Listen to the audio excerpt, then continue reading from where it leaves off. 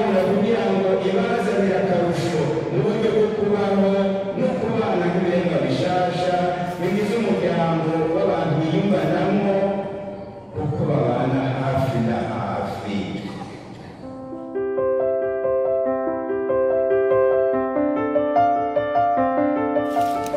Bakristo mwese muryango w'Imana nitugire Kristo. Mbere yuko nduga ku nyigisho y'izina y'uyu munsi, munkundire baze ndabasanganire mwese bakristo mwashitse ngaha mwitavye urubanza, dusanganire ubwa mbere nyakubahwa umushikiranganji wa mbere wa leta y'u Burundi yashitse ngaha, tumusanganire tumuha amashyi.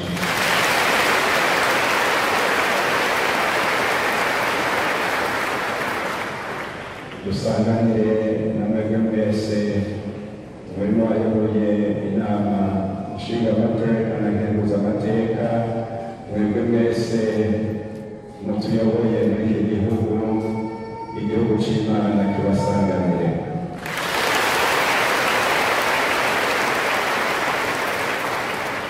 Ndabasanganiye namwe rero bakristu mwese b'iyi paruwase nshasha ya Gahahe, naho musanzwe mubonana ni jewe ndabasanganira kuko ari jewe ndabashinzwe, none munkundire mumfashe ndabaha amashyi mu kubashimira.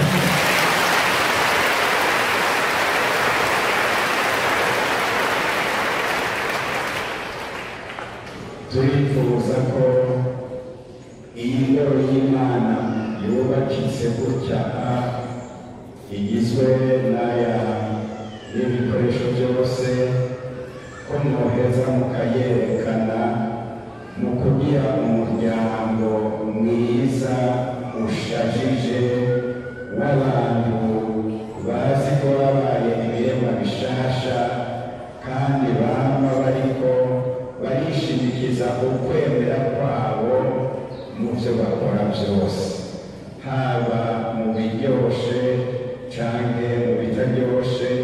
Muze mugume mwubatse ingoro y'Imana ishajije nk'uko tuyibona. Ijambo ry'Imana ry'uyu munsi naryo ritweretse igihugu c'Imana co mu gihe ca Nehemiya cakoraniye i Yerusalemu ngo gisubire gushikirizwa itegeko ry'Umukama, ni ukuvuga ya mabwirizwa Imana yari yashikirije igihugu cayo. Igisomwa ca Nehemiya kivuze cisubiriza kiti abagabo, abagore, eka nabo bose bari bamaze guca akenge, bari bakoraniye muri ico kibanza ngo bumvirize hamwe ijambo ry'Imana bashikirizwa n'abahanuzi.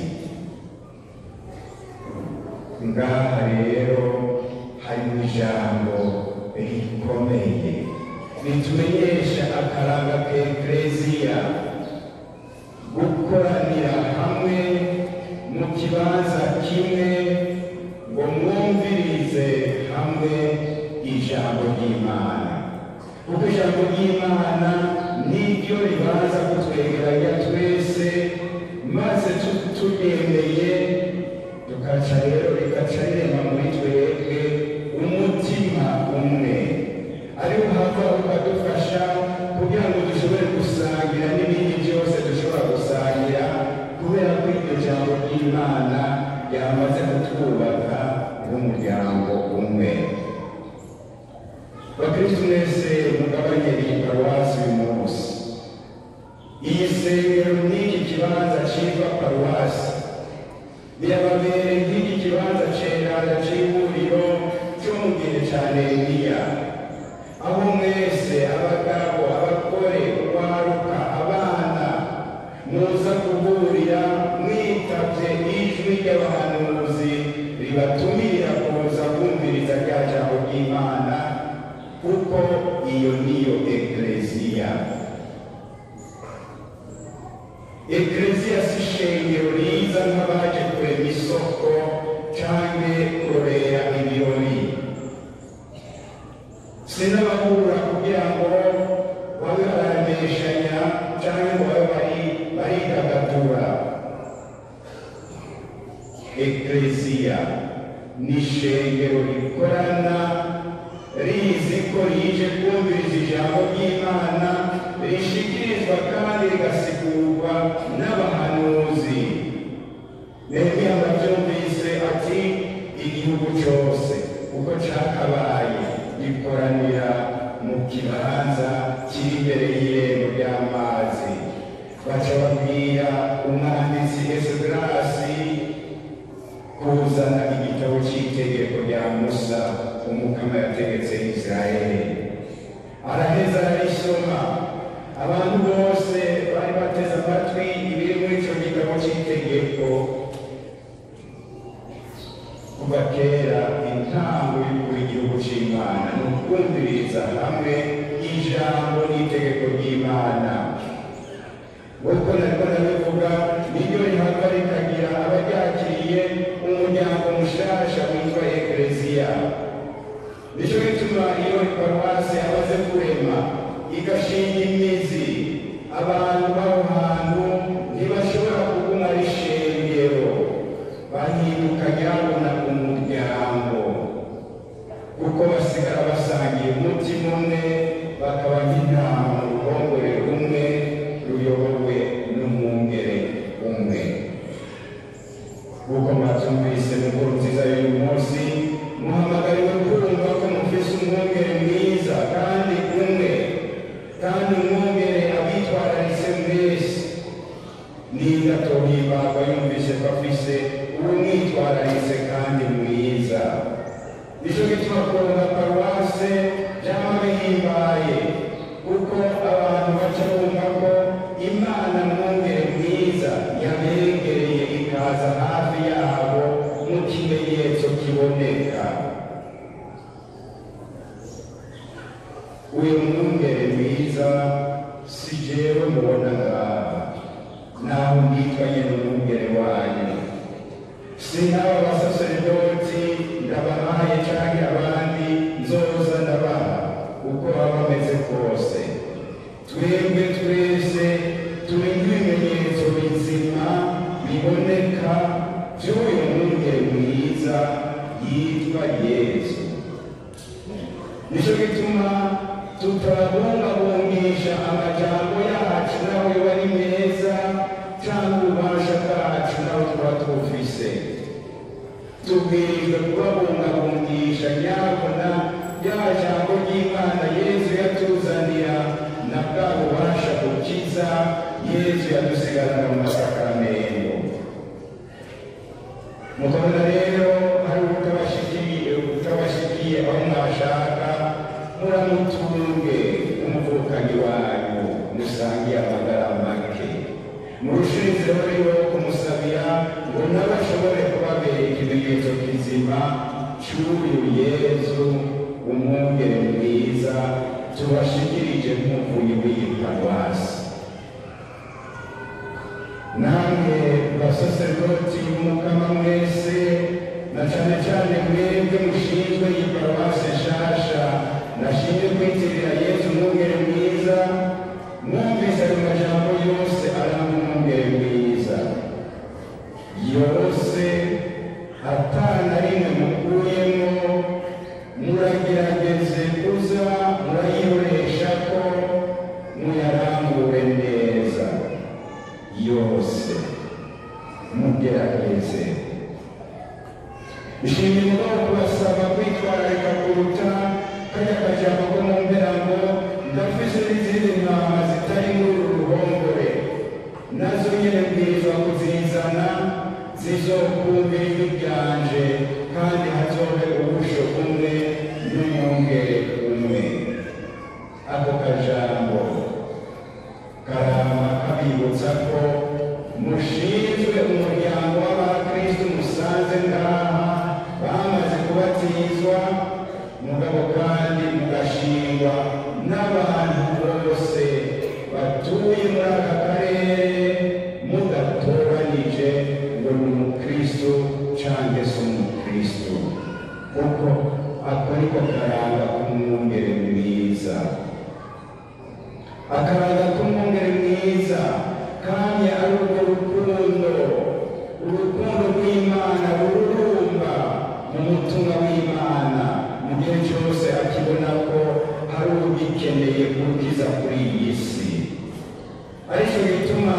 icyo wamutumye cyose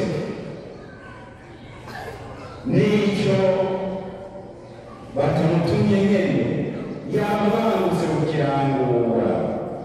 nta mutumwa yuzuye urukundo aba bashikira kujunja. abo bamutumye bose urukundo rumururumbamwo rwama rumwosha icyo yokora akibwiriza kugira ngo abandi bakire. Mwumvise Pawulo mweranda yariyo yanyuzwe n'urwo rukundo rw'umutumwa ingene yanditse agira ati iyo tuzirikanye ko umuntu umwe yapfiriye bose kugira ngo abazima ntibari bakigungana ubuzima bwabo, twumva urukundo rwa Kristo ruturaza ishinga. Ese namwe basaserdoti urwo rukundo rwa Kristo rwo kwama rubaraza ishinga nka Yesu wenyine ubwiwe, nka Pawulo umutumwa n'abandi batumwa beza bose, kugira ngo mukize abo muragijwe abari mu karere mushinzwe. Basaserdoti b'Umukama namwe bakristo b'iyi paruwasi, imbere yo gusozera mu ngundire ndababwire icyo tubitezeko muri iyi paruwasi. Iyi paruwasi nishinzwe kuko iparuwasi yakurukira yoba iri kure cyane hatagerwa. Ni ngaho hirya murahazi aho mwakugera si kure cyane, nuko nyine abubu dusigaye tutagishobora gutambuka n'intambuko zingahe, ariko buri ntihari kure cyane. Ariko kandi ndazi ko abanyagisagara iyo mutariko muragira ikarishishi ntimukunda kuza muratambuka. Rero ndishinzwe kubera ko ari kure cyane mutashobora gushikayo. Ishinzwe nyabuna kugira ngo ibazanire akarusho mu buryo bwo kubaho no kubana nk'ibirenga bishasha bigize umuryango w'abantu biyumvanamo kuko babana hafi na hafi. Icyo tubazeye ngaho ni uko rero mufasha abo bose babatijwe nabo muzobatiza nyene kuba bategera ibanga ryabo no kubana mu mahoro nk'abakijijwe nyene.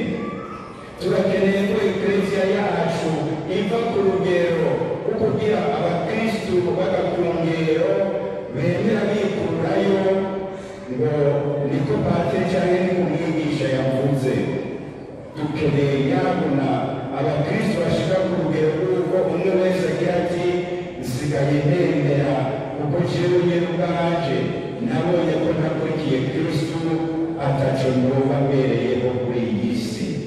Umwe wese kubera ko amaze guhura na Yesu Kristu akabona ko ari we ukiza, akagira ati ntakurikiye Yesu Kristu ntaco ndoba mbereyeho kuri iyi si, kuko ntawe ndiko ndagenda nja, kuko nta handi hari amahungiro atari mu Mana.